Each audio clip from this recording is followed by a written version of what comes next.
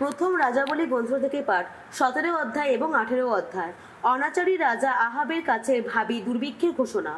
গিলিয়াদ এলাকার তিসবে নগরের মানুষ এলিও একদিন রাজা আহাবকে বললেন, আমি যার সেবা করি ইসরায়েলের ঈশ্বর, সে স্বয়ং ভগবানের অস্তিত্বের দিব্যি দিয়ে বলছি আমি, আমার আদেশ ছাড়া সামনের বছরগুলিতে কোথাও এক ফোঁটা শিশির বা বৃষ্টি ঝরবে না।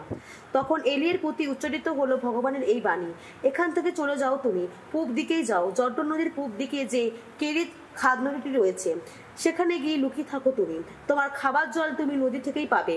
ওখানকার দ্বারকাকগুলোকেও আমি আদেশ দিয়ে রেখেছি যে তারা যেন সেখানে তোমার জন্য খাবার জোগাড় করে নিয়ে আসে। এলিও তখন রওনা হলেন। ভগবানের কথা মতো তিনি জর্দন নদীর পূব দিকে গিয়ে কেরিত খাদ নদীর ওখানেই থাকতে লাগলেন। আর দ্বারকাকগুলো সকালে বিকেলে দুবেলাতেই তার কাছে গিয়ে আসতে লাগলো রুটি আর মাংস, জল তিনি খেতেন নদী থেকে। কিন্তু কিছুদিন পরে হলো কি, দেশের কোথাও বৃষ্টি না হওয়াতে খাদ নদীর জল শুকিয়ে গেল।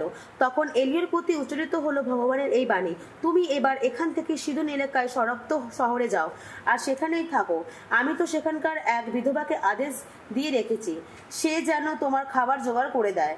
তাই এলিও রওনা হয়ে সারপ্তায় গেলেন। যে সময় তিনি সেই শহরের প্রবেশদ্বারের কাছে এসে পৌঁছলেন, সেই সময় এক বিধবা সেখানে জ্বালানি কাঠ কুড়াচ্ছিলেন। তাকে ডেকে তিনি বললেন, একটি পাত্রে করে কিছু জল এনে দাও তো, আমি জল খেতে চাই। সে জল আনতে যাচ্ছিল, এমন সময় তিনি পেছন থেকে ডাক দিয়ে বললেন, হাতে করে কিছু রুটিও নিয়ে এসো, বুঝতে। কিন্তু সে উত্তর দিল, আপনার ঈশ্বর ভগবানের অস্তিত্বের দিব্যি দিয়ে বলছি আমি, একখানা সেকা রুটিও তো আমার নেই, আছে শুধু একটা জালার মধ্যে এক মুঠো ময়দা আর একটা ভাঁড়ের মধ্যে খানিকটা তেল।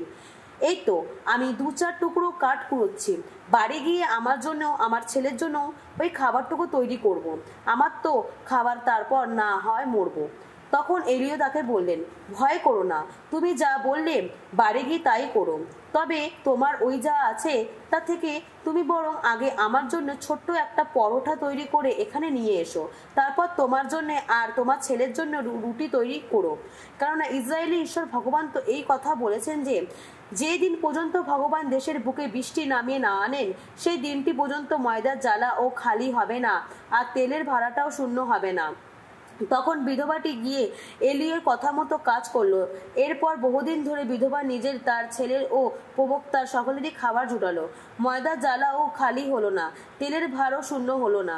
এলিয়ের মাধ্যমে ভগবান যা বলে রেখেছিলেন তা এইভাবে সত্য হলো। এমনটি ঘটাবার পর একদিন হলো কি, বাড়ির মালিক ওই বিধবার ছেলেটি অসুস্থ হয়ে পড়ল। অসুখটা এমনই সাংঘাতিক হয়ে উঠল যে শেষ পর্যন্ত শ্বাসরুদ্ধ হয়ে এসে মারা গেল।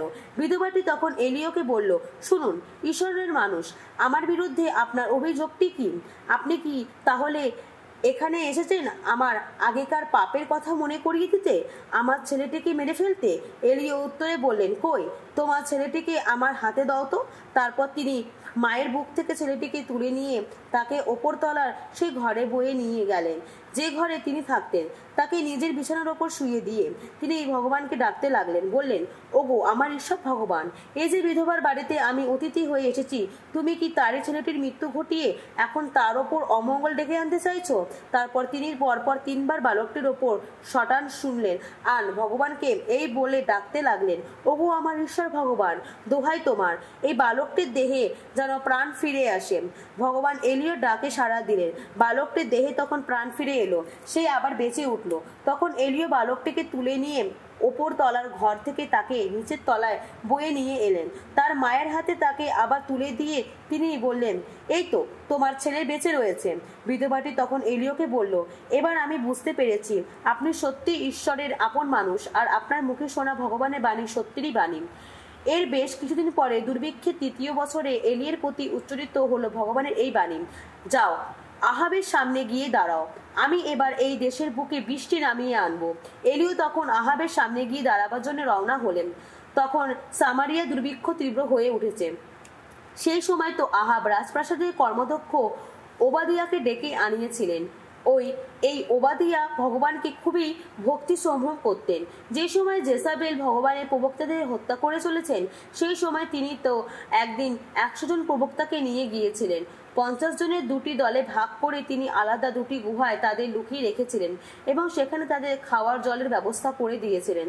আহাব এই ওবাদিয়াকে বলেছিলেন, দেশের যেসব জায়গায় কোনো জলের উৎস বা খাদ নদী রয়েছে সেই সব জায়গায় যাও, হয়তো আমাদের যত ঘোড়া আর খচ্চর বাঁচিয়ে রাখার মতো ঘাসের খোঁজ পাবো, ফলে আমাদের কোনো পশুই আর মেরে ফেলতে হবে না। তারা তখন গোটা দেশ পরিদর্শন করার কাজ নিজেদেরই মধ্যে ভাগ করে নিলেন। আহাব একা গেলেন একদিকে আর ওবাদিয়া একা গেলেন আর একদিকে। ওবাদিয়া যখন পথ দিয়ে চলেছেন তখন হলো কি, একসময় এলিয়ের সঙ্গে তার দেখা হলো। তাকে চিনতে পেরে ওবাদিয়া মাটিতে লুটিয়ে পড়ে প্রণাম করলেন, বললেন, প্রভু এলিও, এ কি আপনি? এলিও উত্তর দিলেন, হ্যাঁ আমি। তুমি এখন যাও, মনিবকে বলো এলিও এখানে রয়েছে। উত্তরে কিন্তু ওবাদিয়া বললেন, আমি এখন কি অন্যায় করেছি যে আপনি আপনার এই দাস আমাকে এইভাবে আহাবের হাতে তুলে দিয়ে আমার মৃত্যু ঘটাতে চাইছেন? আপনার ঈশ্বর ভগবানের অস্তিত্বে দিব্যি দিয়ে বলছি, আমি এমন কোনো জাতির দেশ বা রাজ্য নেই যেখানে আমার মনিব আপনার খোঁজ লোক পাঠাননি, আর সেখানকার লোকেরা যখন বলছে না আপনি সেখানে নেই, তখন তিনি সেই রাজ্যের বা জাতির লোকেদের শপথ করিয়ে বলতে বাধ্য করেছেন যে সেখানে আপনার খোঁজ পাওয়া যায়নি। অথচ এখন আপনি কিনা বলছেন, যাও তোমার মনিবকে বলো এলিও এখানে রয়েছে। এদিকে আমি যেই আপনার কাছ থেকে যাব, ভগবানের আত্মিক শক্তি তো আপনাকে এখান থেকে এমন অন্য জায়গায় তুলে নিয়ে যাবে আমি যার কোনো খোঁজ পাবো না। তার মানে আমি আহাবের কাছে গিয়ে যখন সেই কথা বলবো আর তিনি যখন আপনার খোঁজ পাবেন না, তখন তিনি তো আমাকে মেরেই ফেলবেন। অথচ আপনার এই দাস আমি কিন্তু যৌবন কাল থেকেই ভগবানকে ভক্তি সম্ভ্রম করে আসছি। জেসাবেল যে সময় ভগবানের প্রবক্তাদের হত্যা করে চলেছেন, সেই সময় আমি কি করেছিলাম? আমি কেমন ভাবে ভগবানের 100 জন প্রবক্তাকে 50 জনের দুটি দলে ভাগ করে তাদের গুহার মধ্যে লুকিয়ে রেখেছিলাম এবং সেখানে তাদের খাওয়া জলের ব্যবস্থা করেও দিয়েছিলাম। প্রভু, সেই কথা আপনাকে নিশ্চয়ই জানানো হয়েছে। অথচ এখন আপনি কিনা বলছেন, যাও তোমার মনিবকে বলো এলিও এখানে রয়েছে। সেও কি তিনি তা আমাকে মেরেই ফেলবেন? এলিও তখন বললেন, আমি যার সেবা করি বিশ্বপতি সেই স্বয়ং ভগবানই অস্তিত্বের দিব্যি দিয়ে বলছি, আজই তার সামনে গিয়ে দাঁড়াবো আমি। তখন ওবাদিয়া আহাবের সঙ্গে দেখা করতে গিয়ে তাকে গোটা ব্যাপারটা জানালেন। তাই আহাব নিজেই তখন এলিয়ের সঙ্গে দেখা করতে এলেন। এলিওকে দেখা মাত্রই আহাব তাকে বললেন, এ কি তুমি নও? সেই ইসরায়েলের সব অশান্তির মূল যে তুমি। এলিও উত্তর দিলেন, ইসরায়েলের সব অশান্তির মূল তো আমি নই, বরং তুমি, তোমার পিতৃবংশী। কেননা তোমার তো ভগবানের বিধিবিধান পালনেরই পথ ত্যাগ করেই, আর তুমি তো ওই যত বায়ালেরই অনুগামী হয়েছ। শোনো, এখন লোক পাঠিয়ে তুমি ইসরায়েলের সবাইকে কার্মেল পর্বতে আমার কাছে সমবেত করো, আর সেই সঙ্গে সমবেত করো বায়ালের সেই 450 প্রবক্তাকে আর আশেরার সেই 400 প্রবক্তাকে। জেসাবেলের টেবিলে পরিবেশিত খাবার খেতে পায় যারা। আহাব তখন সেই মতো সমস্ত ইসরায়েলীয়দের ডেকে আনালেন আর কার্মেল পর্বতে প্রবক্তাদের জড়ো করলেন। সেখানে এলিও সমস্ত লোকেদের সামনে এগিয়ে এসে বললেন, তোমরা আর কতদিন দু নৌকায় পা রেখে চলবে? ভগবানই যদি ঈশ্বর হন তবে তারই অনুগামী হও, আর বায়ালি যদি ঈশ্বর হয় তবে তারই অনুগামী হও। লোকেরা কিন্তু উত্তরে একটা কথাও বলল না। এলিও এবার তাদের বললেন, ভগবানের প্রবক্তা বলতে একমাত্র আমি এখন বেঁচেই আছি, কিন্তু বায়ালের প্রবক্তা রয়েছে 450 জন। এখন দুটো ষাঁড় আমাদের এখানে আনা হোক, ওরা ওই দুটোর মধ্যে একটা বেছে নিক, সেটাকে কেটে টুকরো টুকরো করে মাংসটা বেদিতে সাজানো কাঠের ওপর রেখে দিক, তবে তাতে যেন আগুন ছোঁয়ানো না হয়। আর আমি ততক্ষণ অন্য ষাঁড়টিকে নিয়ে তেমনি ব্যবস্থা করব, আর মাংসটা কাঠের ওপর রেখে দেব, আমি তাতে আগুন ছোঁয়াবো না। তারপর তোমরা তোমাদের দেবতার নাম স্মরণ করবে আর আমি স্মরণ করব ভগবানের নাম। যে দেবতা তখন আগুন পাঠিয়ে সাড়া দেবেন, বুঝতে হবে তিনি ঈশ্বর। উত্তরে সকলে বলে উঠবে, ঠিক কথাই বলেছেন। এলিও তখন বায়ালের প্রবক্তাদের বললেন, এই ষাঁড় দুটোর একটাকেও বেছে নাও, যা করার তোমরাই আগে করো, কেননা সংখ্যায় তোমরা তো বেশি। তারপরে তোমরা তোমাদের দেবতার নাম স্মরণ করো, তবে কাঠে আগুন ছুঁয়ো না জানো। তখন যে ষাঁড়টাকে আনা হলো তারা সেটাকে নিয়ে যা করার তা সেরে ফেললো। তারপর তারা সকাল থেকে দুপুর পর্যন্ত বায়ালের নাম স্মরণ করে বলতে লাগলো, ওগো বায়াল, আমাদের ডাকে সাড়া দাও। কিন্তু কোনো সাড়া পাওয়া গেল না, কারো কোনো উত্তরই এলো না। সেখানে যে যজ্ঞবেদী তৈরি করা হয়েছিল তারা তখন তার চারপাশ ঘিরে খঞ্জ নাচ করতে লাগলো। দুপুরে এলিও তাদের বিদ্রুপ করে বলতে লাগলেন, তোমরা আরো জোর গলায় চিৎকার করো, হাজার হোক, উনি তো দেবতা, নিশ্চয়ই উনি এখন ব্যস্ত আছেন বা অন্য কোথাও রয়েছেন, হয়তো বা ভ্রমণে বেরিয়েছেন, উনি ঘুমিয়েও থাকতে পারেন, ওকে এখানে জাগাতে হবে। তারা তখন আরো জোর গলায় চিৎকার করতে শুরু করলো এবং তাদের প্রথমত তলোয়ার আর বর্ষা দিয়ে নিজেদের দেহে এমনভাবে আঘাত করতে লাগলো যে শেষে তাদের শরীর থেকে দরদর করে রক্ত ঝরতে লাগলো। দুপুর পার হওয়ার পর সান্ধ্য নৈবেদ্য উৎসর্গের সময় পর্যন্ত তারা ভামন্ত হয়ে প্রলাপ করতে লাগলো, কিন্তু তবুও কোনো সাড়া পাওয়া গেল না, কারো কোনো উত্তর এলো না, কারো মনোযোগ দেওয়াও কোনো লক্ষণই দেখা গেল না। এলিও তখন উপস্থিত সকলকে বললেন, এবার আমার কাছে এসো তোমরা। সকলে তার কাছে এগিয়ে গেল। তখন ভগবানের যে যজ্ঞবেদী একদিন ভেঙে দেওয়া হয়েছিল তিনি সেটি মেরামত করে তুললেন। জাকবের পুত্রদের গোষ্ঠী সংখ্যা অনুসারে ভগবান তো জাকবকে বলেছিলেন, তোমার নাম হবে ইসরায়েল। তিনি 12খানা বর পাথর নিয়ে এসে সেই পাথরগুলি দিয়ে ভগবানের সম্মানে একটি যজ্ঞবেদী গেঁথে তুললেন। সেই বেদির চারিপাশে তিনি ততটা গভীর একটি নালা কাটলেন যার মধ্যে 2 সেয়া পাত্রের পরিমাণ জল ধরে। তারপর তিনি কাঠগুলো বেদির ওপর সাজিয়ে রাখলেন এবং 60টিকে কেটে টুকরো টুকরো করে মাংসটা ওই কাঠের ওপর রেখে দিলেন। এবার তিনি বললেন, এখন তোমরা 4টি জ্বালায় জল ভর্তি করে তা পূর্ণাহুতির ওই বলি ও কাঠের ওপর ঢেলে দাও। তারা তাই করলো। তিনি বললেন, আর একবার জল ঢালো। তারা আর একবার তাই করলো। তিনি বললেন, এবার 3য়বার তোমরা জল ঢালো। তারা 3য়বার তাই করলো। তখন জল বেদির চারিপাশে বইতে লাগলো, নালাটিও জলে ভরে উঠল। সান্ধ্য নৈবেদ্য উৎসর্গের সময় এলে প্রবক্তা এলিও এগিয়ে এসে বললেন, ওগো আব্রাহাম, ইসায়াক ও ইসরায়েলি ঈশ্বর, ওগো ভগবান, আর সকলেই জানুক তুমি যে ইসরায়েলের ঈশ্বর, এই কথাই জানুক আমি তোমারই সেবক, তোমারই আদেশ এসব কিছুই করেছি আমি। সাড়া দাও ওগো ভগবান, সাড়া দাও, যাতে এই জাতির মানুষেরা এই কথা বুঝতে পারে ওগো ভগবান তুমি ঈশ্বর এবং তাদের এই মতি পরিবর্তন তুমি ঘটিয়েছ। আর সঙ্গে সঙ্গে আকাশ থেকে নেমে এলো ভগবানের পাঠানো আগুন। সেই আগুন পূর্ণাহুতির ওই বলি, ওই কাঠ, পাথর, মাটি সবই গ্রাস করে ফেললো, এমনকি ওই নালার জমে থাকা জলও শুষে নিল। তাই দেখে উপস্থিত সকলে মাটিতে লুটিয়ে পড়ে প্রণাম করলো। তারা বলে উঠল, ভগবানই ঈশ্বর, ভগবানই ঈশ্বর। এলিয়ে তখন তাদের আদেশ দিলেন, বায়ালের ওই যত প্রবক্তাকে ধরে ফেলো, দেখো ওদের একজনও যেন পালিয়ে বাঁচতে না পারে। তারা ওদের ধরে ফেললো। এলিও তখন নিচে কিশোন খাদ নদী পর্যন্ত নামিয়ে এনে সেখানে ওদের হত্যা করলেন। এবার এলিও আহাবকে বললেন, তুমি বরং পাহাড়ে ফিরে গিয়ে এখন খাওয়া দাওয়া সেরে ফেলো, কেননা আমি তো এরই মধ্যে প্রচণ্ড বৃষ্টির আওয়াজ শুনতে পাচ্ছি। আহাব তখন খাওয়া দাওয়া করার জন্যে আবার পাহাড়ের ওপরে গেলেন। এদিকে এলিও নিজে গিয়ে উঠলেন কার্মেল পর্বতের চূড়ায়। সেখানে তিনি পা মুড়ে বসে 2 হাঁটুর মাঝখানে মুখ রাখলেন। একসময় তিনি তার চাকরকে বললেন, তুমি ওপরে গিয়ে সমুদ্রের দিকে একবার তাকিয়ে দেখে এসো তো। চাকরটি তখন ওপরে গিয়ে একবার তাকিয়ে দেখলো। সে এসে বলল, কই, কোনো কিছুই তো দেখা যাচ্ছে না। এলিও পরপর 7 বার তাকে ওইভাবে তাকিয়ে দেখতে পাঠালেন। 7বারের বার চাকরটি এসে বলল, মানুষের হাতের মতো ছোট্ট একটি মেঘ ওই তো সমুদ্রের বুক থেকে উঠেছে। এবার এলিও বললেন, এক্ষুনি আহাবকে গিয়ে বলো আপনি এবার রথে ঘোড়া জুতে দিয়ে পাহাড় থেকে নেমে যান, যাতে বৃষ্টিতে আপনি পথে আটকে না পড়েন। তখন হলো কি, ক্রমে গোটা আকাশটা ঘন মেঘে ছেয়ে গিয়ে অন্ধকারে হয়ে এলো।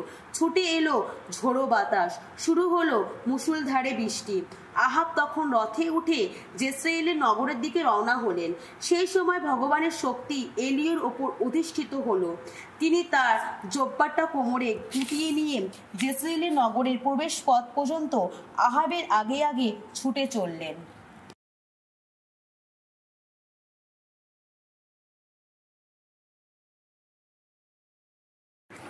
প্রবচন গ্রন্থ থেকে পাঠ, অধ্যায় 2। বৎস আমায়, আমার এই কথা তুমি যদি আন্তরিকভাবে মেনে নাও, আমার আদেশবাণীগুলি সযত্নে রাখো যদি হৃদয় গভীরে, তুমি যদি কান পেতে শোনো প্রজ্ঞার বচন, বুদ্ধি বিচারে অন্বেষণে যদি জাগ্রত থাকে তোমার অন্তর, হ্যাঁ তুমি যদি ডাক দিয়ে বোধ বুদ্ধির সহায়তা চাও, মুক্ত কণ্ঠে বুদ্ধি বিচারের সহায়তা চাও, রজতের মতোই যদি তুমি তার সন্ধান করো, গুপ্তধনের মতোই যদি খুঁড়ে খুঁড়ে তা খুঁজতে থাকো, তাহলেই ভগবত ভীতির অর্থ বুঝতে পারবে তুমি। ঈশ্বর জ্ঞানের পাবে সন্ধান, প্রজ্ঞা সে তো স্বয়ং ভগবানেরই দান। সৎজ্ঞান ও বুদ্ধি বিচার সে তো তার শ্রীমুখ থেকে উচ্চারিত হয়। তিনিই তো সত্যনিষ্ঠ মানুষের জন্য সুবুদ্ধি সঞ্চিত করেন। সততার আদর্শ মেনে চলে যারা, তিনি যেন তাদের রক্ষা ফলক। ন্যায়নীতির পথটি তিনি নিজেই তো নিরাপদ রাখেন। ভক্তদের যাত্রাপথে নিজেই থাকেন তিনি সতর্ক প্রহরী। তাই তো ধর্মিষ্ঠতা, ন্যায় বিচার ও সততা যা কিছু মানুষের আনে মঙ্গল, সবই বুঝতে পারবে তুমি। প্রজ্ঞা তো তখন অসীম হবে তোমার অন্তরে। সৎজ্ঞান তোমার প্রাণে তৃপ্তি জাগাবে। সৎ বিবেচনা আগলে রাখবে তোমায়। বুদ্ধি বিচার নিরাপদে রাখবে তোমায়। এতেই অধর্মের পথে ভেসে যাওয়া থেকে রক্ষা পাবে তুমি। রক্ষা পাবে সেই সব মানুষের হাত থেকে কথায় কথায় যারা নষ্টামি শোনায়। সততার পথ ছেড়ে যারা অন্ধকারের পথে পথে আসা যাওয়া করে, যারা অধর্মের কাজ করেই আনন্দ পায়, অধর্মের যত নষ্টামিতেই পুলকিত হয়, সেই সব লোক আঁকামাকা যত পথে হেঁটে চলে যারা, আচার আচরণে যারা বক্র কুটিল, এতেই তো রক্ষা পাবে তুমি। অসতী নারীর হাত থেকে, মন ভোলানো কথা বলে তেমন পরস্ত্রীর হাত থেকে। যৌবনকালে পরাণ বন্ধুকে যে পরিত্যাগ করেছে, ভুলে গেছে নিজের ঈশ্বরে সেই মহাসন্ধির কথা, তার বাড়িটা যেন ক্রমশই ঝুঁকে পড়েছে মৃত্যুর দিকে। তার সমস্ত উদ্বেগ মানুষকে নিয়ে যাচ্ছে যত ছায়ামূর্তির দেশে। যার কাছে তারা যায় তারা কেউ আর ফেরে না কখনো, যেতেই পারে না আর জীবনের পথে। তুমি কিন্তু চলতে পারবে ভালো লোকেদেরই চলা পথে, ধার্মিকদেরই পদচিহ্ন ধরে এগিয়ে যাবে তুমি। সত্যনিষ্ঠ যারা তারাই এ দেশে নিত্য করবে বসবাস। সজ্জন যারা তারাই থাকতে পারবে এখানে, কিন্তু দুর্জন যারা তাদের এ দেশ থেকে উচ্ছেদ করে দেয়া হবে। অবিশ্বস্ত যারা তাদের উৎখাত করে দেয়া হবে।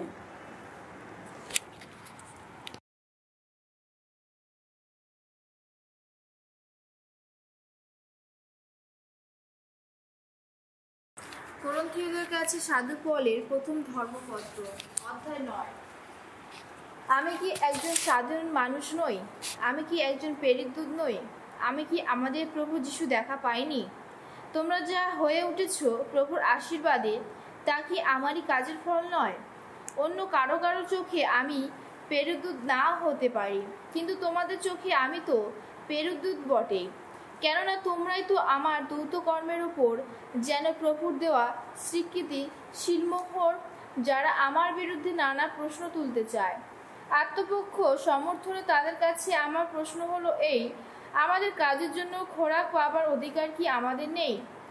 আমরা যখন যেখানে যাই সঙ্গে একজন ধর্মবোনকে নিয়ে যাওয়া অধিকার কি আমাদের নেই?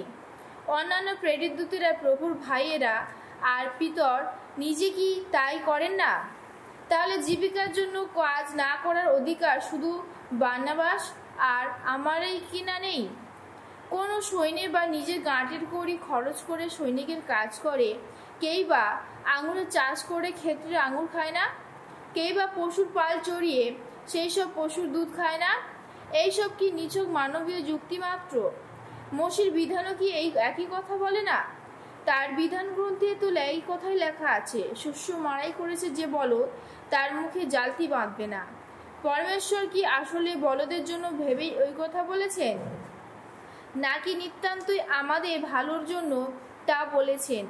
নিশ্চয়ই সে কথা আমাদের ভালোর জন্যই লেখা হয়েছে। কেননা জমিতে যে লাঙল দেবে কিংবা শস্য যে মাড়াই করবে, তারা যে ফসলের কিছু ভাগ পাবার আশাতেই তা করবে, এমনই তো হওয়া উচিত।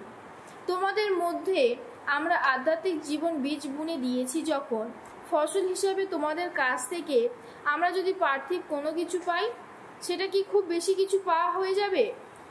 অন্য কেউ তোমাদের কাছ থেকে তেমন কিছু পাবার অধিকার ভোগ করে যখন, সে অধিকার আমাদের কি আরো বেশি করে ভোগ করার কথা নয়?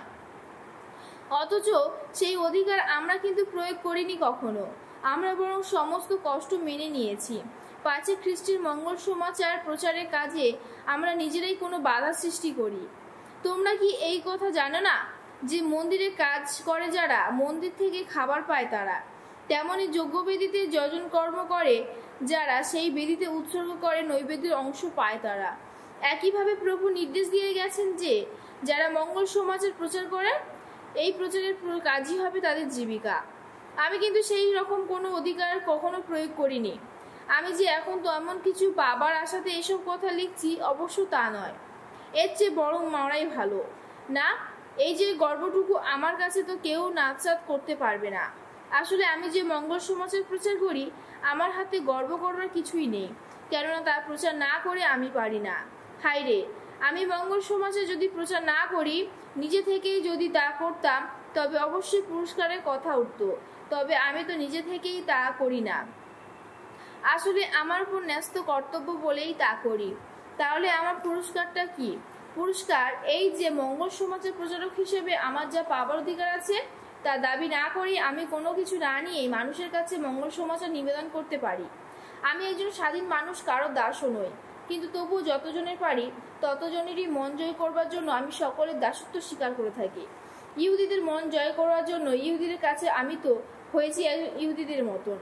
মসির বিধানে অধীন হয়ে থাকা ওইসব মানুষের মন জয় করার জন্য আমি নিজে বিধানের অধীন না হয়ে ওদের কাছে হয়েছি।